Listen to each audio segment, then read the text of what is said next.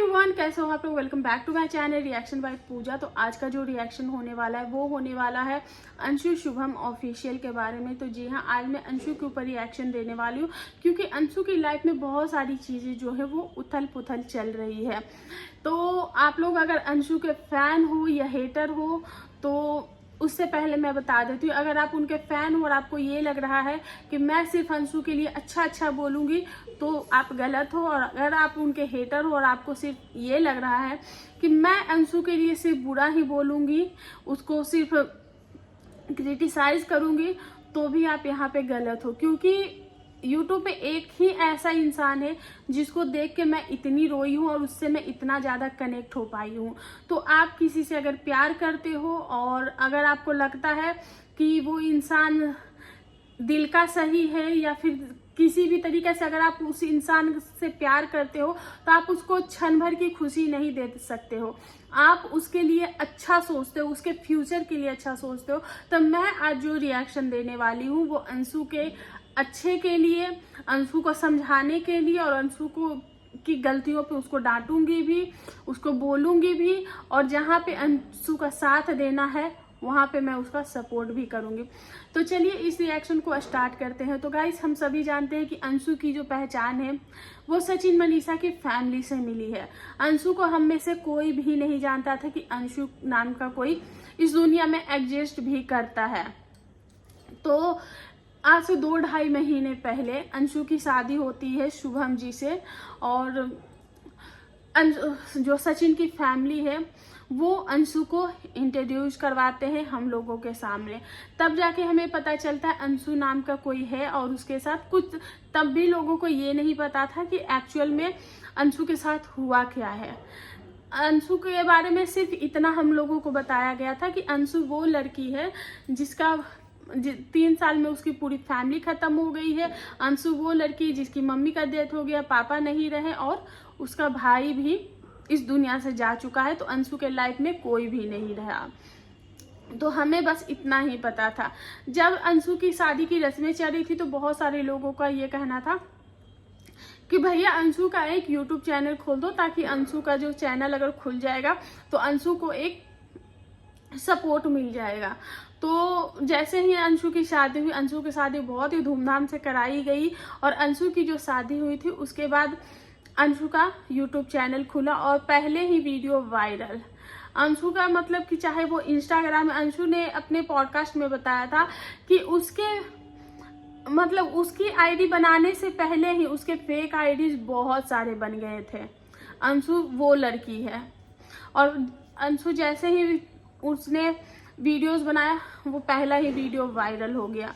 उसके बाद वो अमित के पॉडकास्ट में गई, वहां से हमें पता चला कि एक्चुअल में अंशु कौन है और अंशु के साथ क्या क्या हुआ है। अदरवाइज हम लोग एक चुलबुली सी लड़की समझ रहे थे कि जिसने अपनी विदाई में भी नहीं रोई।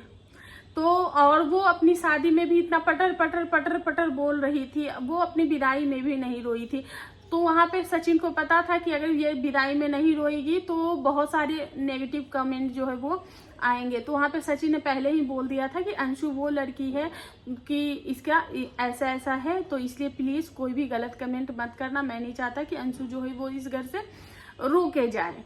तो लोगों ने भी बोला, क्योंकि लोग भी समझते हैं, लोगों ने बोला कि ये पहले ही इतना रोली है तो अब और क्या रोएगी। पर वो कहते हैं ना कि जो इंसान उस वक्त नहीं रोता है ना, जब आपको दुनिया रोता हुआ देखना चाहती है, तो उसके बाद इंसान बहुत रोता है। तो वैसी ही सिचुएशन अंशु की है। अंशु अपनी विदाई के टाइम पे तो नहीं रो पाई थी, लेकिन उसकी जो अभी सिचुएशन है वो हर वीडियोस में रोतलू ही नजर आती है, हर वीडियोस में शिकायत ही करते हुए नजर आती है। जब उसकी शादी हुई थी तब भी हमने देखा इतना चुलबुली सी लड़की, ससुराल इतना अच्छा, सब कुछ इतना अच्छा। पर वो कहते हैं ना, 4 दिन की चांदनी फिर अंधेरी रात। पर ये अंधेरी रात लाने में मैं ये नहीं कहूंगी कि उसके ससुराल वालों का हाथ है, ये अंधेरी रात लाने में कहीं ना कहीं अंशु का ही हाथ है। क्योंकि कई बार हम किसी को इतना फॉर ग्रांटेड ले लेते हैं कि हमें लगता है कि सब कुछ चलता है, पर सब कुछ चलता नहीं है। अंशु ने पहली बार वीडियो डाला था अपनी सास के साथ, और उस वक्त जब सब लोग उसको समझा रहे थे तो अंशु का यही एटीट्यूड था कि नहीं, मेरे मन में जो आता है मैं बोल देती हूँ, मेरे मन में जो होता है वो मैं बोल देती हूँ, मैं चीजों को यहाँ पे ना भर के नहीं रख सकती। तो लोगों ने उसको जब समझाना चाहा तो अंशु का ये जवाब आया।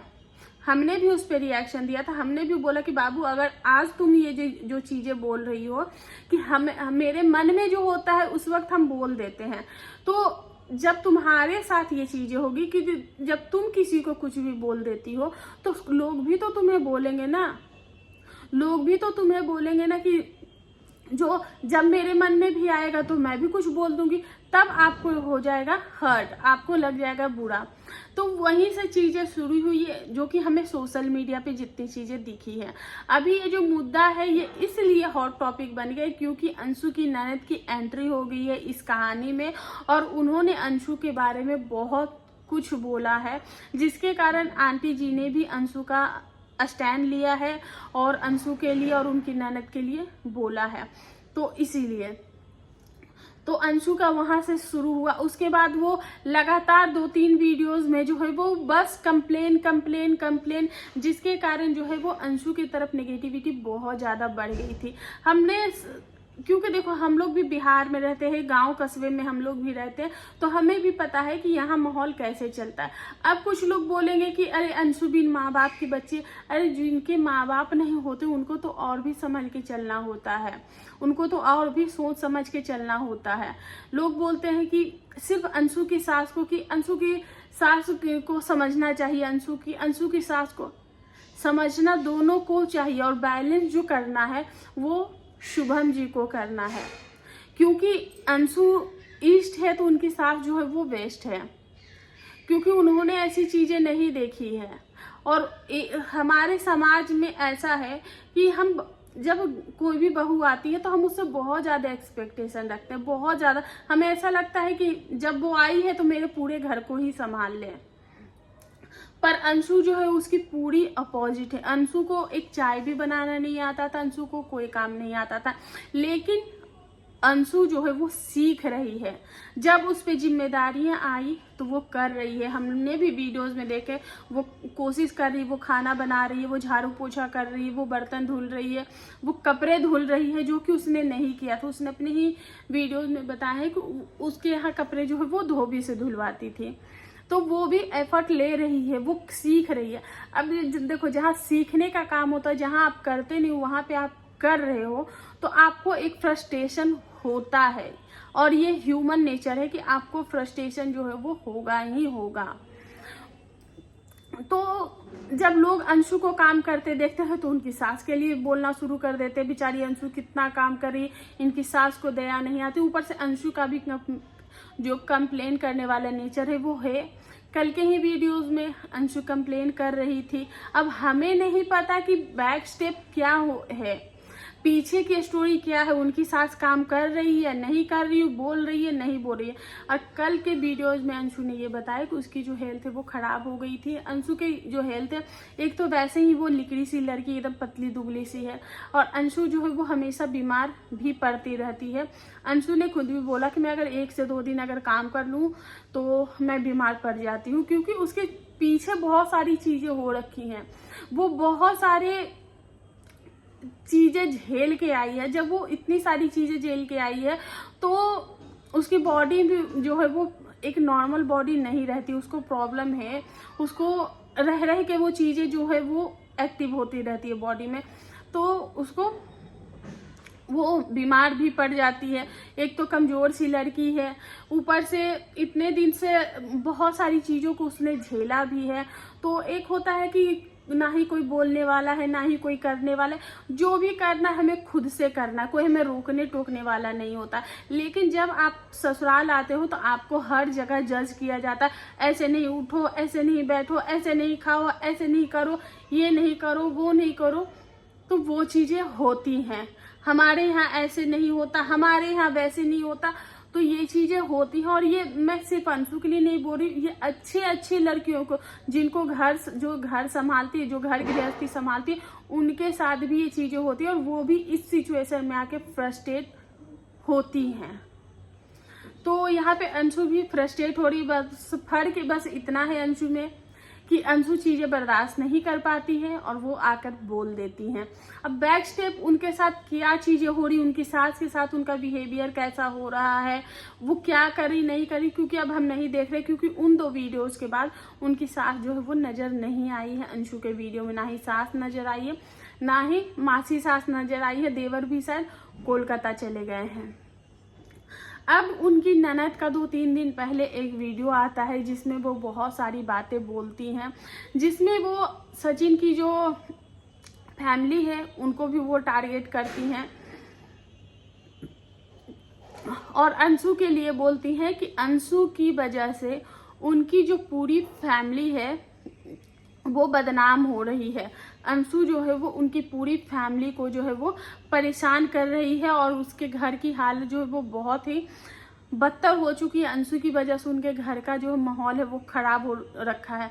जब सरकार के साथ जो चीजें हुई थी, जैसे कि हम सभी को पता है कि अंशु और सरकार में थोड़ी सी खिटपिट हो गई थी और सोशल मीडिया पे जो है वो बवाल हो गया था, सरकार को बहुत ज्यादा ट्रोल किया गया था।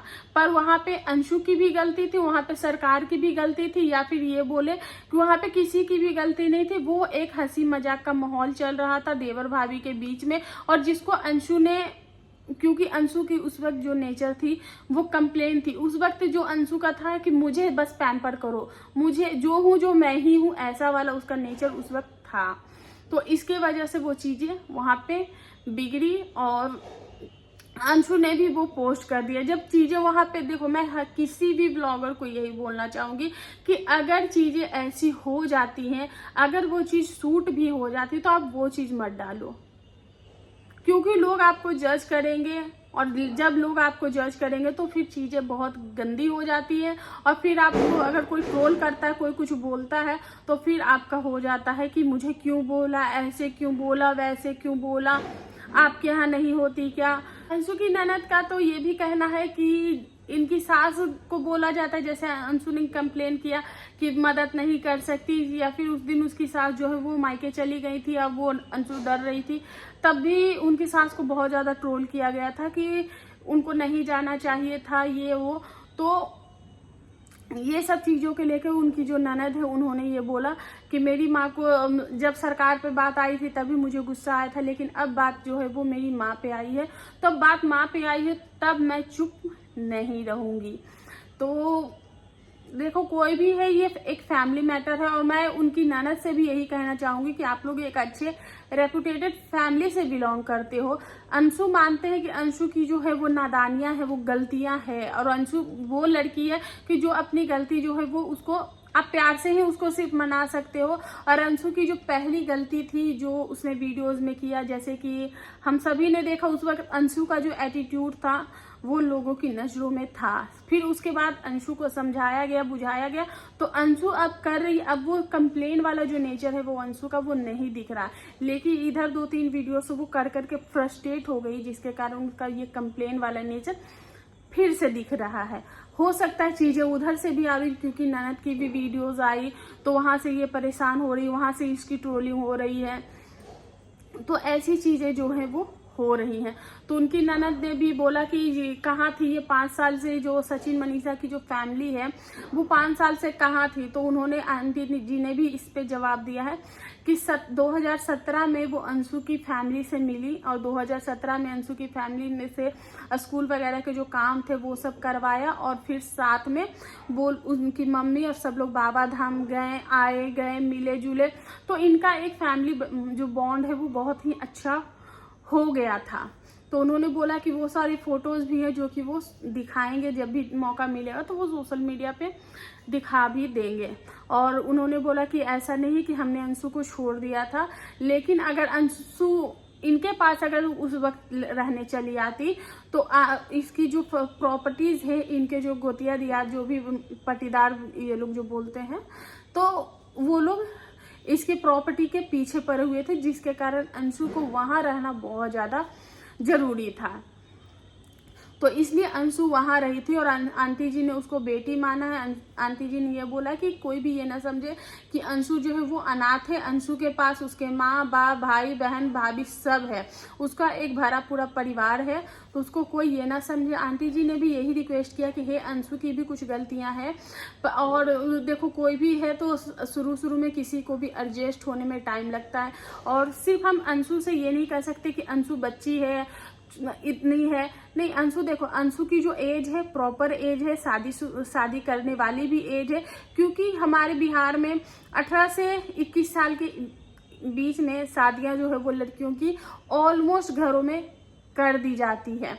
25 तक तो भैया, 25 के बाद तो यहाँ यही बोलते हैं कि लड़की का उम्र निकल गया 25 के बाद, लेकिन 18 से 21 तक जो उम्र होती है वो परफेक्ट होती है शादी करने लायक। और उतने एज में जो है वो लड़कियां सीखती भी है, घर के काम करती भी है। पर अंशु का ऐसा है कि अंशु को कुछ भी नहीं आता है, अंशु ने कभी सीखने का भी ट्राई नहीं किया। तो अब जब आप ससुराल में सीखोगे तो प्रॉब्लम तो होंगी ही होंगी।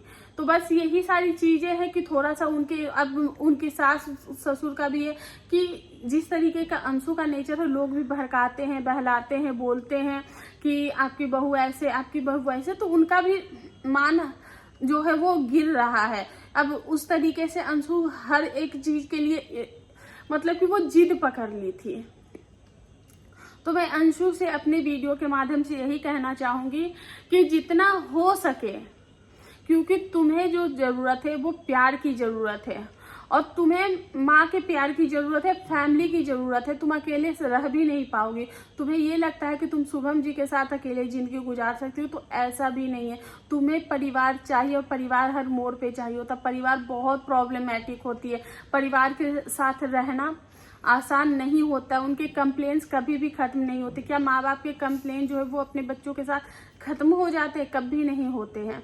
तो उनको भी टाइम दो। और अंशु की जो भी इन लॉज हैं, या फिर अंशु की जो ननद है, मैं उनको भी समझते हुए यही बोलना चाहूंगी कि आप जो चीजें सोशल मीडिया पे आकर बोल रही हैं, वो चीजें अगर आप अंशु को ऑफ कैमरा समझाएं तो शायद ज्यादा अच्छा रहे। ऑफ कैमरा ना सही, मतलब कि अगर ऐसे आप नहीं समझा सकती हैं, क्योंकि अंशु का भी नेचर ऐसा है कि आप सिर्फ समझाएंगे तो वो समझ नहीं लेंगी।